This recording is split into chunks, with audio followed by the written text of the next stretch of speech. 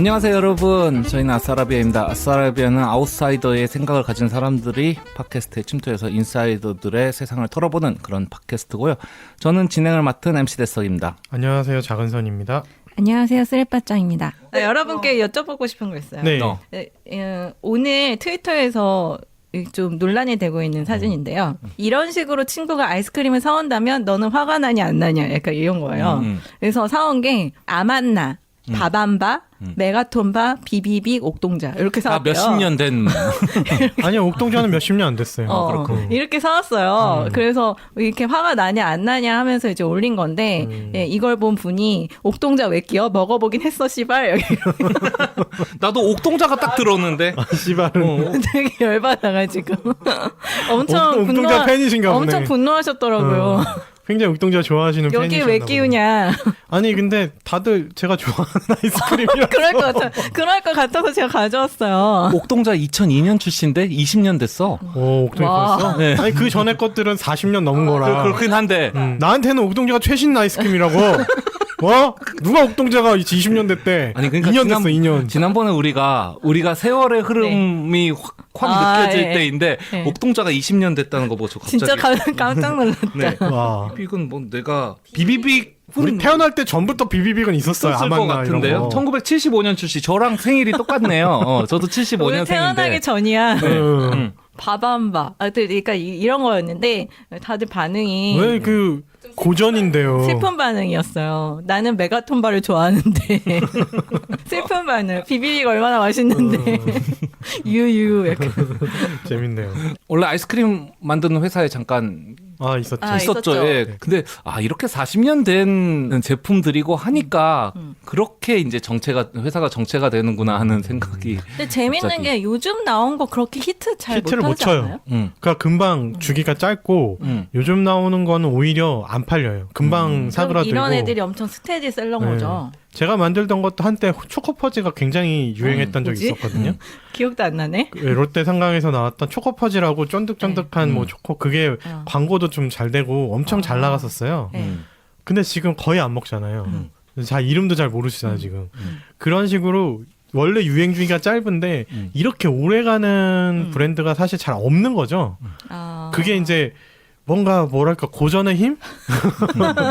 왜냐면 기본의 힘. 그러니까 뭔가 먹을 게 너무 없었을 때부터 먹어왔던 그 맛있음이 계속 갖고 가는 부분들이 있어서 그러니까. 고정적인 매출이 나오니까 그 얘네들이 이제 꾸준히 나가는 그런 식인 거죠. 그러니까 비비빅 맛있는데.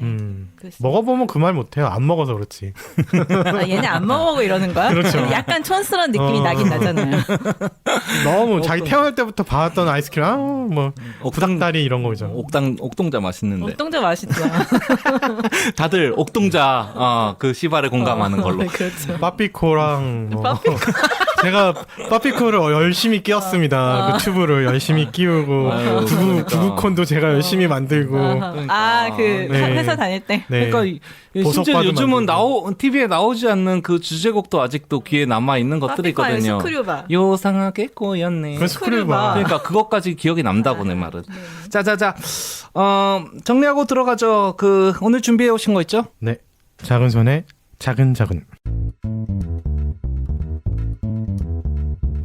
오늘은 좀 거시적인 얘기를 한번 해보고 싶어서요.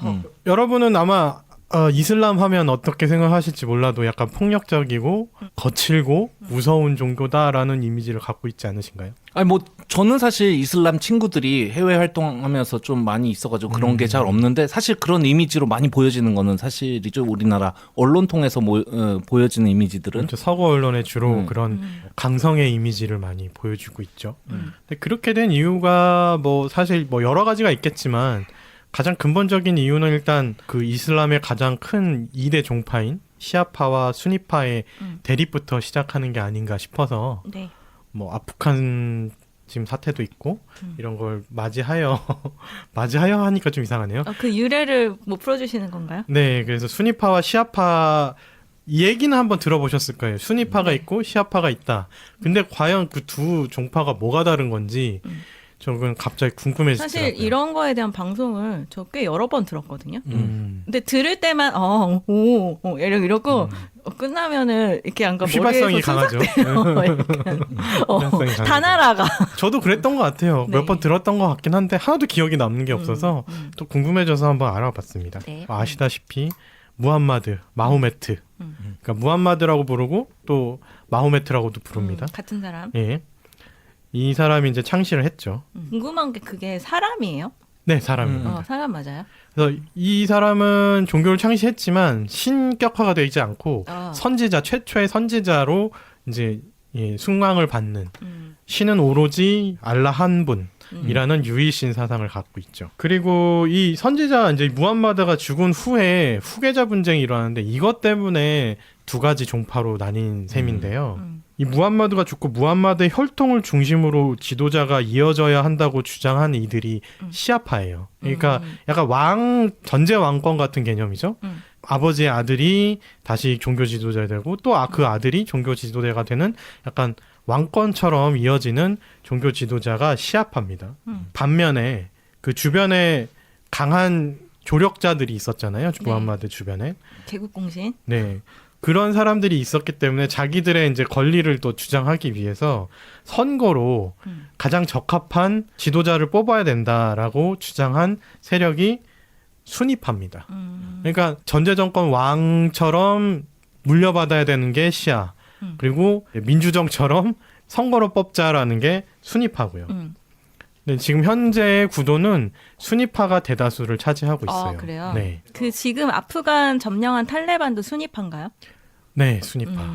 탈레반은 뭐 순위파라고 하고요. 이 절대 다수인 일단 순위파를 먼저 알아봤는데요. 순위파는 전 세계 무슬림의 80에서 90%를 차지합니다.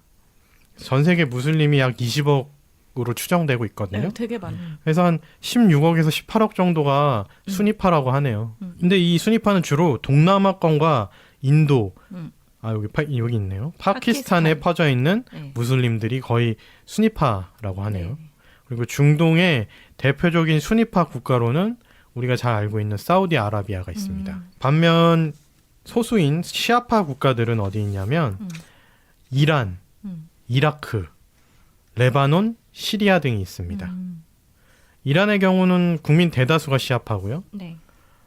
이라크의 경우는 약 60% 정도가 시아파라고 하네요. 이라크는 또 시아파와 또 수니파가 또 따로 있기 때문에 그 갈등도 좀 제법 있는 상황이에요. 질문하면 안 되는 거죠? 일단 한번 해보시죠. 시리아가 내전이 있었잖아요. 네네네. 그것도 종교 전쟁인가요? 아, 네, 그건 제가 준비했네요. 다행이다. 다행이다. 시리아 전쟁은 시아파 정권을 향한 수니파의 시민 전쟁이라고 일컫습니다. 네. 그래서 약간 특이하죠. 그 전체적으로는 수니파가 압도적이지만 시리아는 시아파 국가이기 때문에 시아파 정권이 들어서 있는데 네. 하지만 오히려 절대 다수의 시민들은 수니파예요. 그러니까 어떻게 그렇게 특이하게 예전부터 그러니까 이어져 온 기득권들이 순위가 아닌 시아파를 믿고 있었고 밑에 이제 일반 민중들에게만 순위파가 퍼져 있었던 거죠. 약간 이데올로기적인 그런 느낌, 그러니까 정치 통치 사상처럼 약간 그렇게 이어져 왔던 차이가 있었던 것 같아요. 그래서 이런 괴리가 있다 보니까 시아파인 알 아사드 정권이 독재를 계속 해오고 있었거든요. 그거에 맞서서 이제 봉기를 일으켜서 발생한 내전이 이제 시리아 내전이라고 볼 수 있습니다. 이라크 전쟁도 있는데요. 이라크 전쟁을 일으킨 알 카에다가 수니파 계열의 극단 테러리스트 집단이라고 하네요. 그러니까 이 수니 시아를 가리지 않고 뭐 좀 과격한 인물들은 어디에나 있는 것 같습니다. 네. 이라크 전쟁이 이란이 이라크한테 한 건가요? 이라크가 이란한테 한 건가요? 질문하면 어려운 안 돼. 걸 계속 하시네요. 질문하면 안 돼. 잘 모르는 걸 들고 왔어. 내가 보니까. 그래서 힘들어. 어렵네. 원래 중국 소식 전해줘야 되는데 힘들어. 중국 잘 알아? 원래 중국과 한국 경제를 주무르고 있는 작은 손. 그 미국 등의 연합군하고 그게 이제 그 이라크 전쟁을 미국이 일으킨 이라크 전쟁인데 이란하고 이라크가 이란 이라크 전쟁 말하는 거죠? 예. 이란 이라크가 이란을 침공했네요. 네, 뭐 어쨌든 오늘 좀 당황스럽네요. 네, 오늘 좀 많이 잘리겠네요. 죄송해요. 질문하면 안 되는데. 어. 듣다 보니 궁금해져가지고. 빨리 마무리해. 네. 네. 아, 오늘 좀 많이 버벅댔네요. 저 다음번에 그 이슬람 출신 외국인 한번 모셔놓고 특집 한번 해요. 어쨌든 그 네네. 다음번에는 제가 조금 더 공부를 해서 지금 파키스탄 이 내전에 대해서 네.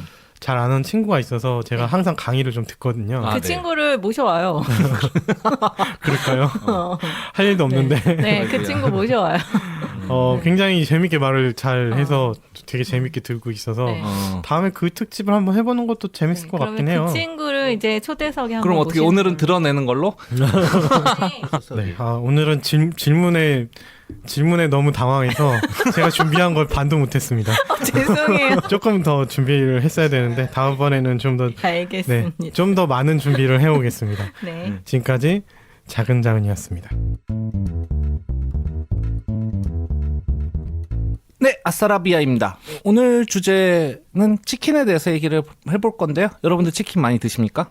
여기서 말하는 치킨은 이제 우리가 뭐 KFC, 코리안 프라이드 치킨이죠. 백숙이나 그런 게 아니라 양념과 프라이드 그밖에 각종 수식어가 붙는 프랜차이즈들 갈릭. 맞는 네. 허니콤버. 네네네. 치킨들 많이 드시는지 좋아하는 어떤 브랜드나 그런 거 있는지 좀 말씀 좀 해주세요. 저는 치킨 자주 먹는 편이고요. 아들이 좋아하기도 하고 해서 주로 먹는 치킨은 브랜드 치킨을 잘 안 먹긴 했었는데 왜냐면 여기 인천 여기 신포동에 뭐 이런저런 치킨집도 많이 많죠. 있고 예, 유서 깊은 데들도 있어서 그런 데서 좀 먹다가 최근에는 그 아들이 제일 좋아하는 맘스터치 치킨으로 바뀌었습니다. 그게 제일 맛있대요. 거기는 치킨이라기보다 치킨 버거 쪽에 조금 더 가깝지 않나요? 치킨도 근데 팔죠. 팔기도 팔겠죠. 치킨 이게 버거가 둘 다 메인인데 치킨은 안 먹어봤는데 치킨을 한번 사 먹어봤거든요. 네. 의외로 맛이 괜찮더라고요. 그래서 뭐 그렇군요. 그렇게 많이 비싸지도 않아서 그 전까지는 누룽지 통닭이었는데 그거 맛있죠. 예, 갑자기 맘스터치로 확 돌아가서 아들이 그래서 요즘은 거의 맘스터치만 먹는 것 같아요. 신포동에서 시키면 왠지 이름이 그래서 그런지 살짝 포동포동한 것 같다는 치킨이 그런 생각도 들긴 하더라고요. MC 데스 많이 먹어요? 그러고 보니까 저희가 치킨은 그렇게 많이는 안 먹네요. 얼마 전에 올라오다가 시장에서 새로 개업했다고 치킨 한 마리 통으로 하는 거를 5,000원에 해가지고 그거 사들고 올라간 게 얼마 전인데요. 그 치킨 굉장히 작아요, 그죠? 뭐 크진 않았어요. 약 6호닭을 쓰고 있는 것 같습니다. 아니야, 어쨌거나 시켜 먹을 때는 지금 생각해보니까 교촌을 많이 먹었던 것 같습니다. 뭔가 그 빨갛고 달콤하고 그런 쪽에 소스로 볼케이노? 묻혀놓은 뭐 그런 그건 거였던 딴 것 같아요. 뭔지 모르겠는데 하여튼 그런 쪽에 닭강정 비슷한 맛이 나는 그런 치킨, 양념치킨 있어가지고 먹었던 것 같고요. 저희는 고기 자체를 이렇게 자주 먹지 않는데 근데 먹게 되면 내내치킨 순살 닭강정. 닭강정들을 좋아하시는군요. 사실 저보다는 저희 아이들이 치킨 브랜드나 브랜드별 대표 종목의 원지를 조금 더 잘 알고 있는 것 같아요. 애들끼리도 시켜 먹는 것 같긴 하고. 네.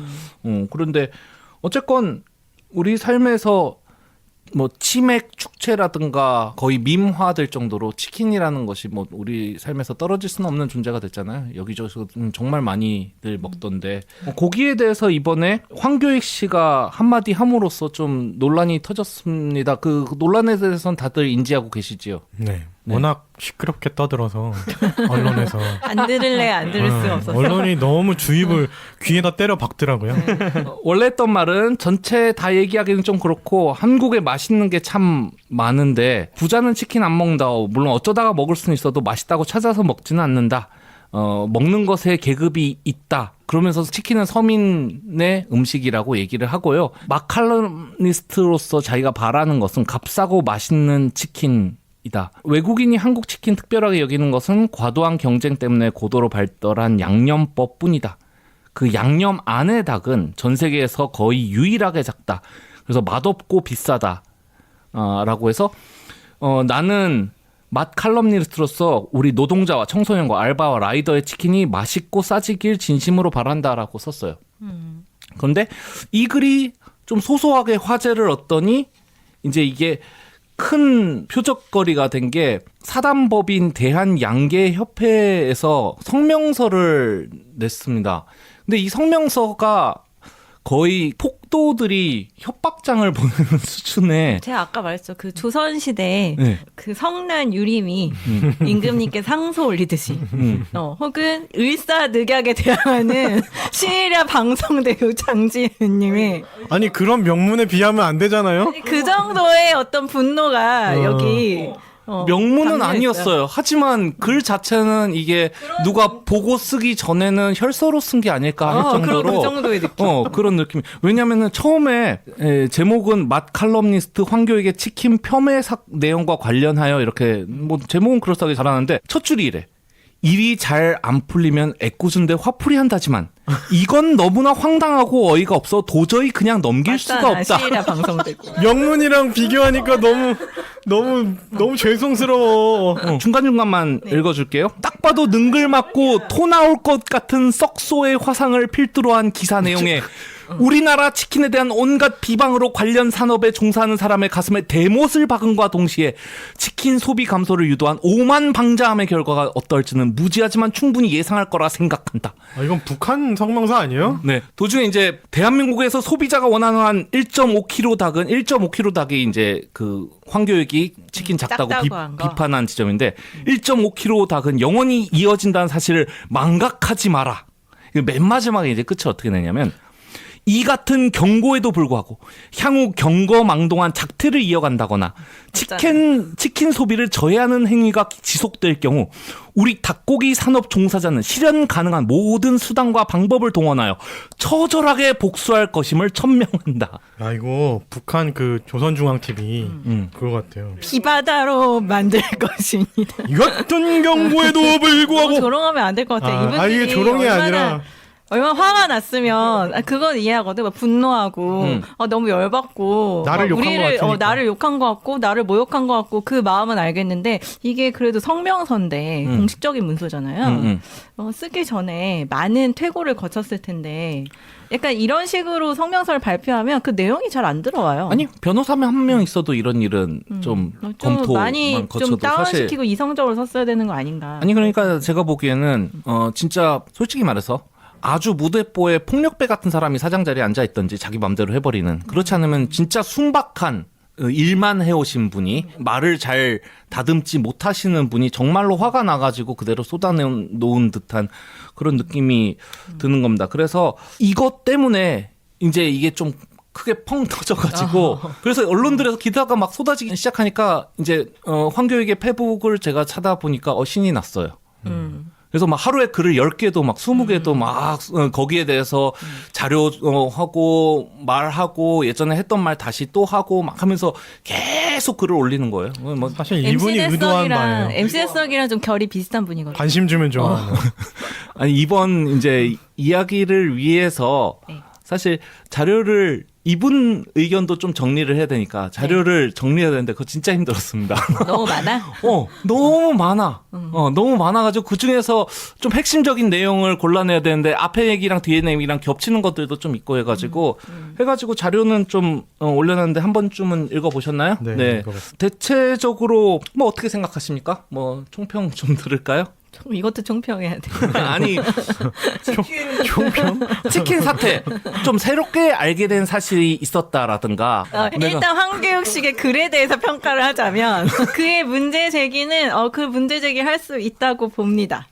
정당하다고 봅니다. 그런 문제 제기할 수 있죠. 문제 제기라는 게 한국에서는 10호닭 즉 약 1.5kg 도축 후에는 1kg 정도가 되는 닭을 도축하고 그것이 우리가 먹는 치킨으로 쓰이는데 사실상 거의 우리나라만 그렇고 해외는 전부 약 2.9kg 정도 내외에서 도축이 된다라는 내용이죠. 그래서 더 맛이 없고 가격이 비싸다. 그 무게로 했을 때 가격이 더 비싸다. 그래서 그렇게 그러니까 20일을 키워서 1.5kg짜리 닭을 내놓고 30일이래요. 30일. 30일? 근데 이제 외국은 40일을 키워서 2.9짜리 2.9짜리 닭을 내놓는데 만약에 40일을 키워서 2.9짜리를 내놓으면 그 양계에서 병아리 산업도 같이 하고 있기 때문에 네. 자기네들 수익이 줄어드니까 일부러 그렇게 하지 않는다라는 식으로 문제 제기를 했어요. 네, 그렇죠. 네, 그래서 우리는 굉장히 작고 맛없는 닭을 먹고 있는 거다. 우리나라만 비싼 유일하게. 돈으로 네. 비싸게. 약간 그렇게 문제 제기를 했는데요. 문제 제기는 할 수 있다고 생각해요. 물론 들었을 때 우리는 또 연계가 맛있다는 그런 착각이 있잖아요. 네. 그리고 너무 커지고 또 너무 숙성이 되면은 째기다라는 어떤 그런 선입견이 있어가지고 그래서 맛있게 하려고 미리 잡는 거 아닌가라고 생각을 했었는데 어쨌든 올려주신 객관적인 자료에 의하면 너무 많이 40일 이상을 키웠을 때 병도 들고 좀 환경이 너무 안 좋아서 여러 가지 문제가 생겨서 그렇게 못하고 있다 뭐 이런 얘기도 있더라고요. 그러니까 그래서 30일이든 40일이든 연계에 어떻게 보면은 그냥 치킨이 워낙 빨리 어쨌든 커서 그런지. 그러니까 얘네를 운동시키는 게 아니라서 그 굉장히 좁은 곳에 좁은 게사가- 곳에 막 몰아넣고 게사가 밀집 게사라고 하잖아요. 네네. 네. 그러니까 무창 게사라고 해서 창도 없고요. 네네. 그러니까 왜냐면은 이게 얘네들이 아침인지 저녁인지 보면 이게 그거에 따라서 행동 패턴이 달라지기 때문에 창을 다 없애요. 그럼 계속 앉아서 모이만 계속 쪼아 먹는 거예요. 그러니까 공간이 걔네가 돌아다닐 공간이 없더라고요. 그렇게 키워내기 때문에 사실 영계고 아니면 뭐 숙성닭이고 찔이라고 해야 되나요? 육질에 큰 차이가 없는데 이게 연계가 아니, 그러니까 맛있다라는 30일이건 40일이건 굉장히 어린 닭이거든요. 그래서 사실 그게 늙은 닭의 개념은 아니에요, 40일이라고. 그래서 그런 식의 문제 제기를 했는데 그런 문제 제기는 충분히 할 수 있는 거라고 생각을 하고요. 다만 앞에 치킨이 서민들이 먹는 음식이다라는 걸 설명하기 위해서 부자는 치킨 안 먹는다.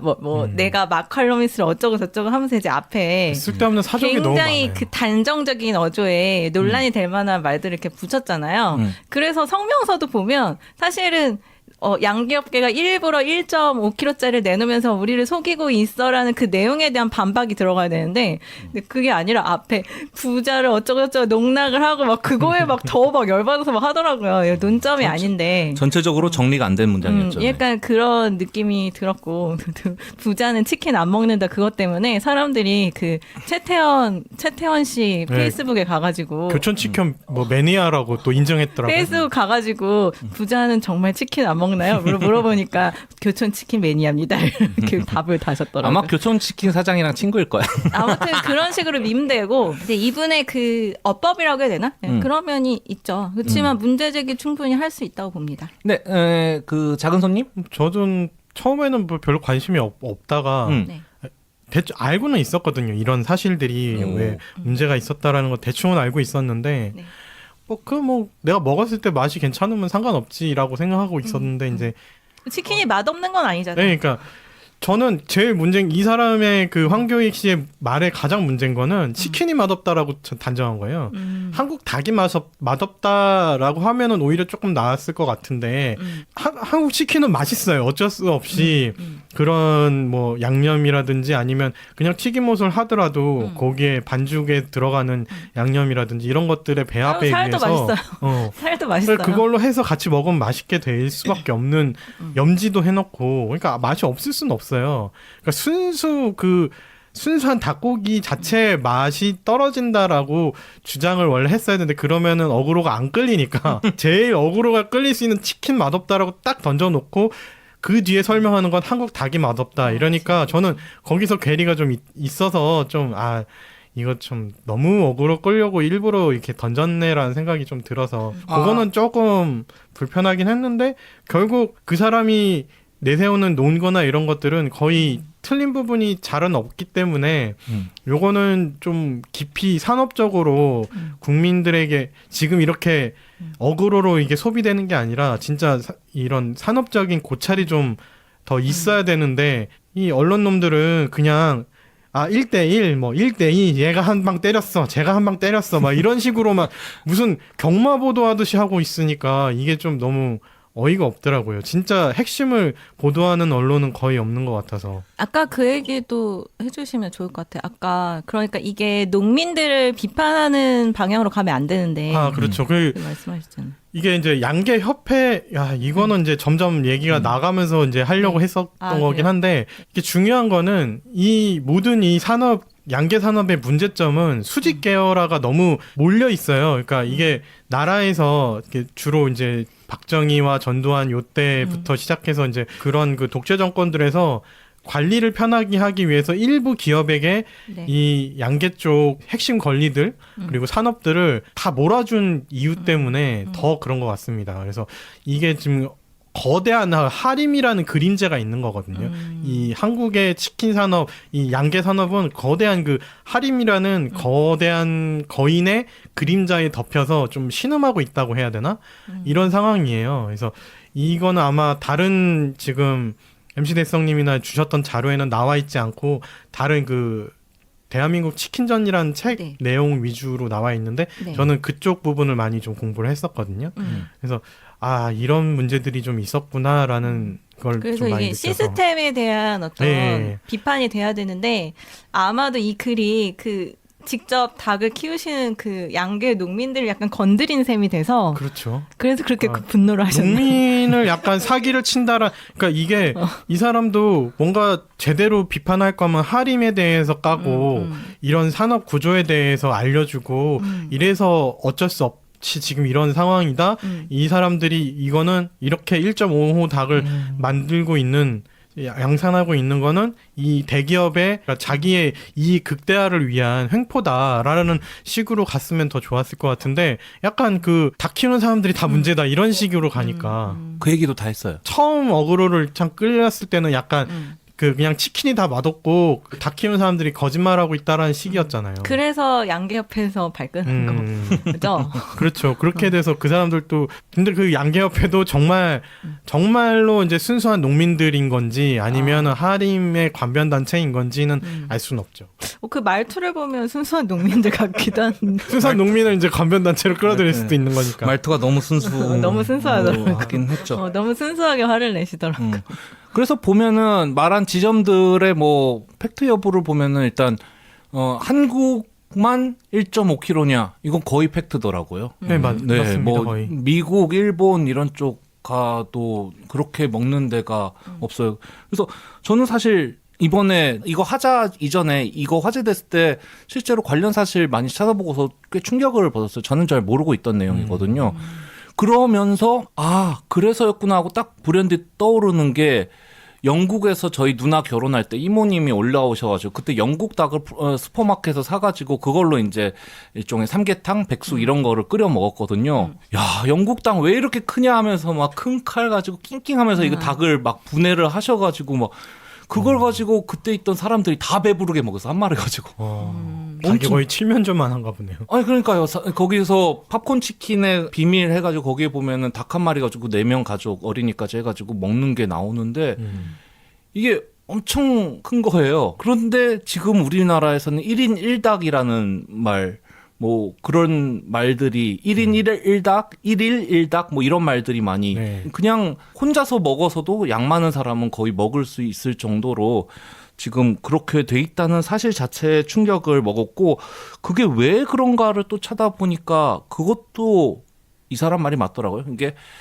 예전에 닭 축사에서 30일이 넘어지면은 픽픽 쓰러져 죽는 닭들이 생기니까 워낙 열악해가지고 그래서 어차피 더 키워봤자 죽어나가면은 이익이 되지 않으니까 빨리 내보냈고 그게 이제 정착을 해가지고 1.5kg 30일밖에 안 된 닭을 죽여서 먹게 되는데 그 와중에 또 우리나라에서 기업이 닭을 무게로 사서 마리로 팔기 때문에 엄청난 이익을 얻고 그래서 네, 이거는 잘 바뀌지 않는다.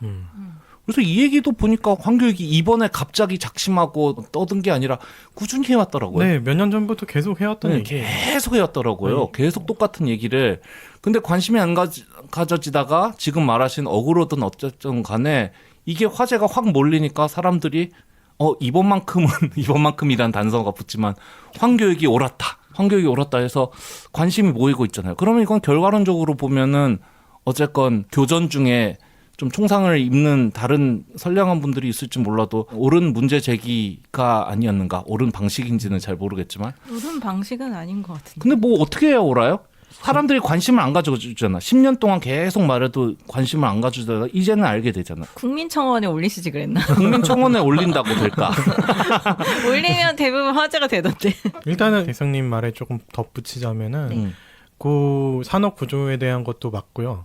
근데 이제 30일 넘으면 픽픽 쓰러진다기보다는 이제 얘네들이 이렇게 개량된 닭이 있어요. 그러니까 주로 미국하고 한국에서 많이 키우는 닭들인데 얘네가 하루에 한 50g씩 무게가 늘어나는 빨리빨리 예, 살이 훨씬 많게 살찌고 네. 많게 그냥 개량된 유전자가 좀 네. 개량된 그런 닭 그게 이제 종류가 미국에서 있는 거고요. 개량했는데 그거를 우리나라 다 받아들여서 들어오는 거죠. 들여왔다. 한국, 미국뿐만 아니라 육계로 쓰는 건 거의 그닥 전 세계에서 다 쓰고 있어요. 네. 그리고 뭐 근데 유럽은 좀 다른 경우도 있다곤 하는데 기본적으로 그 무창게사를 쓰는 밀집 게사를 사용하는 그 밀집 사육을 하는 게사의 닭들은 거의 그런 종류인 것 같아요.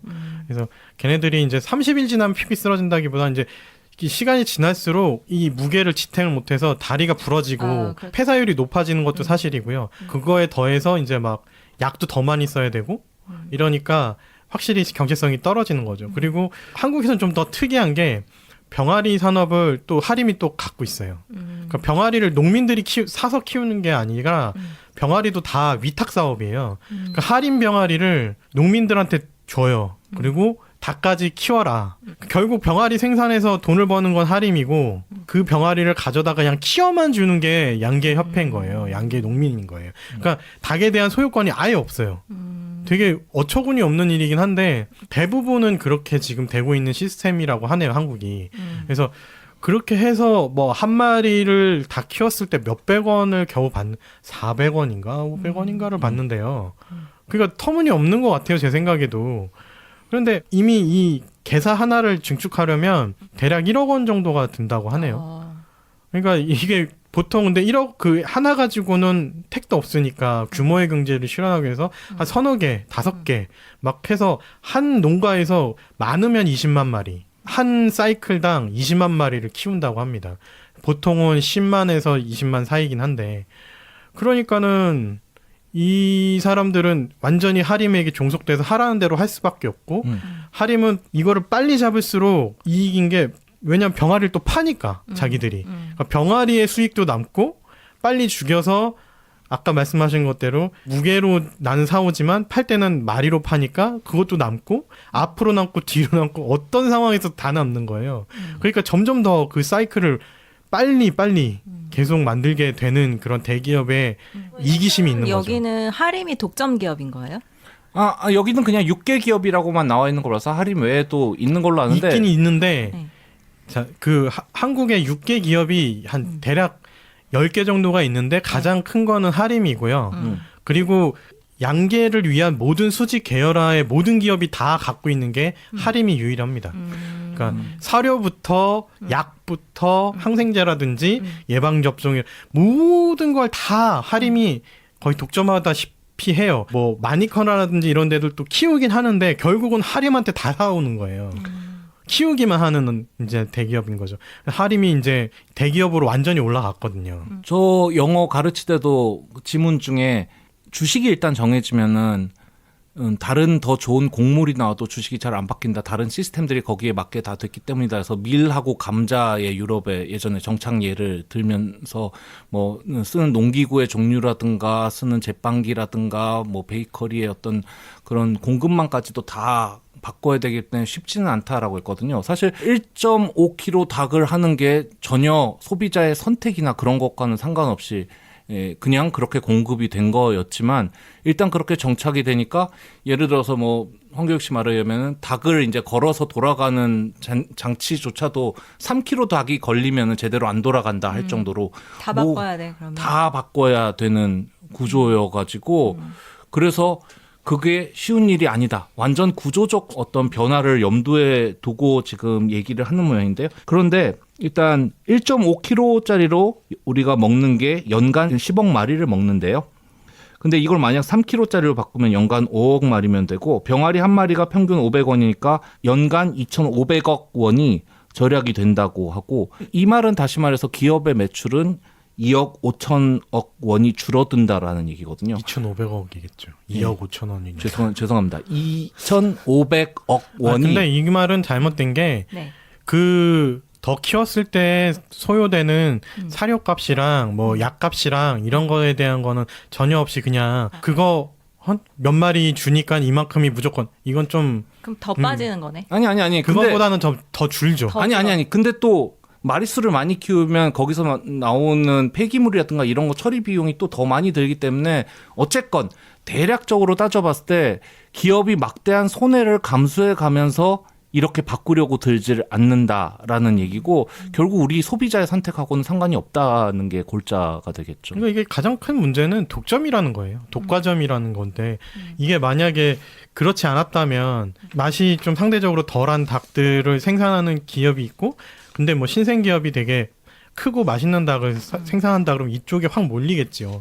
근데 그게 안 되는 시스템이에요. 더 이상 그렇게 클 수가 없는 여기에 무조건 맞춰줘야만 하는 상황이기 때문에 그런 우리는 선택 자체가 아예 없는 거고 대기업의 이익의 최대한의 그 프로핏을 뽑아낼 수 있는 사이즈의 닭만을 생산할 수밖에 없는 농민들이 있는 거고요. 그러니까 이게 뭐 경쟁이 되었더라면은 뭐 같은 값이면 조금 싸게 먹는 이쪽으로 간다 해가지고 좀 더 큰 닭을 선호하게 되고 그러면은 기업도 어쩔 수 없이 그쪽으로 맞춰가야 되는 그렇죠. 건데 그게 아니라 그쪽 입장에서만 제일 이제 그래프 높게 올라가는 지점에서 딱 쪄내니까 1.5kg 닭이 공급되는 거고요. 제가 지금 가지고 있는 농촌진흥청에서 그러니까 우리나라 정부에서 나온 자료인데 여기 보면은 출하 방식을 31령 1.5kg에서 41령 2.8kg으로 옮겨가야 된다라고 권하고 있어요. 그러면서 그 근거로 되는 게 첫 번째는 맛의 변화, 고기 맛에서 중요한 지방산, 감칠맛 내는 이노신산 함량, 쓴맛을 내는 무기물 피가 작은 닭보다 큰 닭이 월등히 많음을 일단 표기하고요. 육질의 변화도 쫄깃함, 황색소, 필수 지방산이 큰 닭이 월등한 거. 그 외에는 가격 면에서 생산비가 20% 수준 절감이 된다. 그러니까 생산비는 실제로 떨어지는 거야. 큰 닭을 키우면은.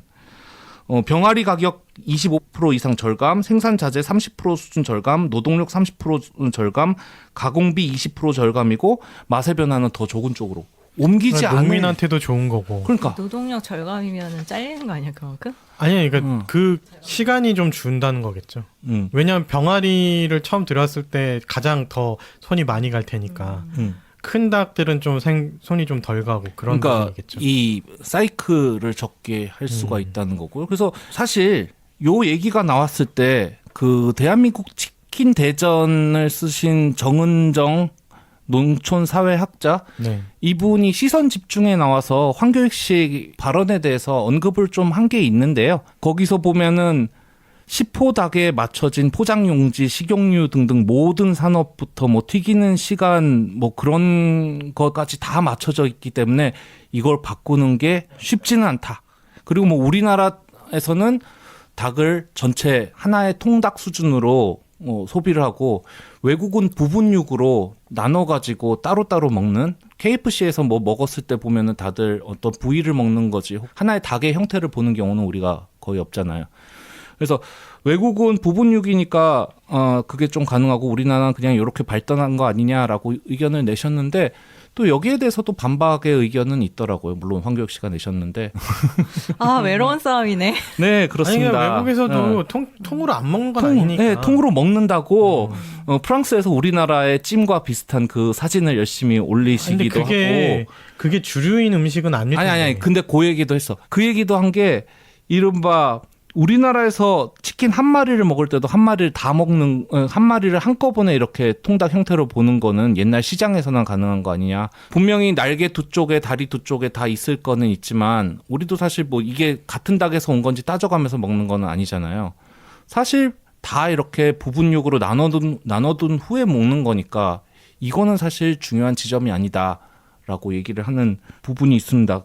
그래서 부분육 시장이 커진다를 관건으로 굳이 두지 않더라도 황교익 씨는 이게 치킨 자체가 커져야 된다는 입장이 되는 거고요. 근데 문제 제기는 알겠는데 음. 그래서 닭이 커져야 된다는 게 이분의 문제 제기잖아요. 그렇죠. 근데 또 그게 쉽지 않다라는 게 또 본인의 말씀이잖아요. 쉽지는 그러면은 않은데 그래서 어떻게 해야 돼가 없는 것 같아요. 바꾸자는 거죠. 어떻게 바꾸냐고. 아니 뭐 지금 모두가 동의하는 지점, 적어도 모두가 동의하는 지점은 맛이 큰 닭이 더 좋다. 과학적인 근거에 의하면 그게 그렇죠. 맞다라는 거잖아요. 그렇죠. 이 어차피 맛이라는 건 개인적인 취향입니다. 내가 맛있다고 하는 거를 네가 맛없다고 할 수 있는 거고, 영화 같은 거 나는 재미있다고 하는 거 너는 재미없다고 할 수는 있는 거고. 닭 자체의 품질은 클수록 좋은 게 사실인 과학적인 사실이고 맛은 모르겠고 품질 자체는 더 좋아지는 건데. 그래서 바꾸자인데 바꾸자인데 어떻게 쉽지 그게 않다. 공허한 외침이 아니냐라는 말씀이잖아요. 어떻게 시작을 해야 되냐, 이 바꿈에 어떤 실마리를 처음에 어떻게 풀어야 되냐, 그런 거에 대한 얘기는 없죠. 그거에 대한 제안을 해주면 더 좋았을 것 같은데 물론 일단은 황교익 씨가 할 일은 아닙니다. 그렇죠. 이 사람은 문제 제기하는 게 입장이라고 생각을 해요. 여기서 이제 화제가 되고 우리가 또 이렇게 얘기를 하고 있잖아요. 뭐 이런 것들이 있으면은 이게 그런 거를 이제 바꾸기 위한 노력들이 조금씩은 있는데 이게 쉽지는 않은 게요. 매년 국감마다 농수산부 그 국감마다 할인이 불려 나옵니다. 그래요? 욕을 먹어요. 안 들어요. 국회의원이 까도 듣질 않아요. 그러면 제도적으로 해줘야 되는 거 아니에요? 그렇죠. 지금 독점 기업이기 때문에 시장에 맡겨선 개선이 하나도 안 될 것 같은데 그러면 제도가 나서서 해줘야 되는 거 아니에요? 그런 문제 의식이 그쪽에도 있다면? 그러니까 뭐 맛 칼럼니스트가 하는 일은 이런 얘기들이 나오도록 해주는 데까지인 것 같아요. 제가 보기에는 사람들이, 저는 모르고 있었잖아요. 이런 게 있는지 알도록 해주고 거기에 대해서 깨어있는 사람들이 조금 문제 제기를 할 수 있고 거기까지 하는 거고, 이제 이게 전체적으로 사회 분위기가 형성되면 우리나라도 언젠가는 바꿔야 되지 않을까. 저는 안 바뀔 것 같아요. 지금 뭐 어쨌든 국회의원들이 노력을 하는 사람도 많지 않고 나와서 하림한테 뭐라고 해도 하림이 무시하면 그만이거든요. 이미 너무 독점이 강하게 돼 있는 상황이라 이거 깨기 쉽지 않을 거고요. 로비도 엄청 할 거고 그 이대로 약간 찻잔 속의 태풍처럼 잠깐 냄비처럼 끓고 그냥 또 식어 나갈 것 같은 생각이 듭니다. 아니 뭐 그래도 옳은 주장이라면, 옳은 문제 제기라면 계속 해야죠. 그것이 실현되는데 얼마나 걸리던 간에. 하림 같은 경우에 미국에 진출을 했어요. 미국에 진출해서 거기서도 이제 고기를 공급하는데 웃기는 건 하림은 미국에서는 안 그래요. 미국에서는 안 미국 그래요. 시스템이 그렇게 되어 있으니까 네. 거기 맞추는 거 아니에요? 동물 복지도 맞춘다고 거기 떡하니 써놓고 있고 거기에 맞는 2.9kg짜리 닭을 그네 이름으로. 할 수 있는데 안 하는 거죠, 그러니까. 닭의 품종은 똑같습니다. 어차피 육계용으로 만들어진 유전자 품종이라서 한국에서 하나 미국에서 하나 똑같은데, 똑같은 짓을 미국에서는 크게 키워가지고 좀 더 맛있고 싼 뭐 치킨을 공급을 하는 거고, 한국에서는 그렇지 않다는 거죠. 근데 이 얘기에 좀 허무함이 있어요. 그게 황교익 씨가 할 일은 아니라고 했지만 그래서 어떻게 해야 된다를 조금이라도 언급을 해주는 맞아요. 게 저는 맞다고 보고, 전에 왜 세계의 절반은 굶어 죽는가라는 책이 있거든요. 네, 맞아요. 그 있어요. 책을 봤을 때도 좀 공허했는데 왜 그런지에 대해서는 쫙 써놓고, 그래서 어떻게 해야 되는지에 대해서는 이런 방구도 없어요.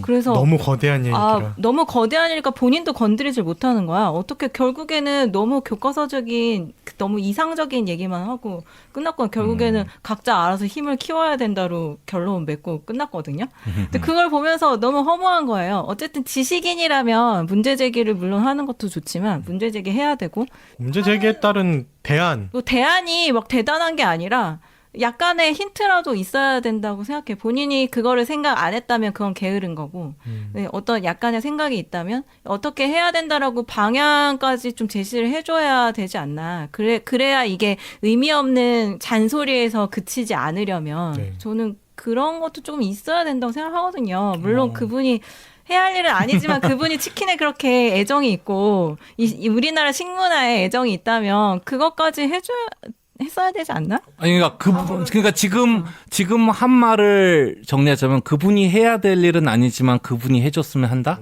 거기서 끝나버리면 이게 너무 공허한 외침이 된다는 얘기예요. 총대를 좀 매줘라. 총대를 매려고 이렇게 막 한 이미 거 아니야? 총대를 맸는데 그냥 뭐가 잘못됐다만 계속 외치는 것보다는 이게 잘못됐어.